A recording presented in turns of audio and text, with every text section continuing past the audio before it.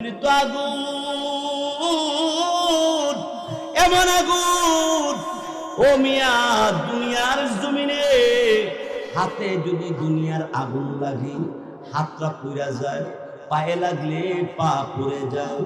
কিন্তু জাহান্নামের আগুনের ব্যাপারটা হলো শরীরের কোন একটা অঙ্গের মধ্যে যদি জাহান্নামের আগুন লাগে, আরে ভিতরের কলিজা গুনা গুনা হয়ে যাবে, ভিতরটা পুরা সারখার হয়ে যাবে।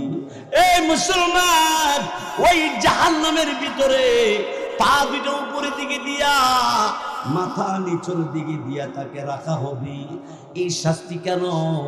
ও দুনিয়ার জমিনে সুদ খেয়েছিল, সুদ খাওয়ার কারণে এই গুনাহ শুধু তোমাকে জাহান্নামের আগুনে জ্বালাইয়া শেষ করবে তাই না, আল্লাহ পাক রব্বুল আলামিন বিষাক্ত সাপ তৈরি করে রাখছি কবরের ভিতরে।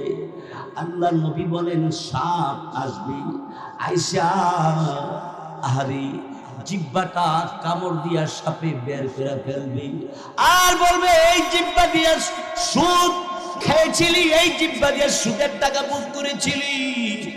গ্রামের দরবার বৈঠক করতে যাইয়া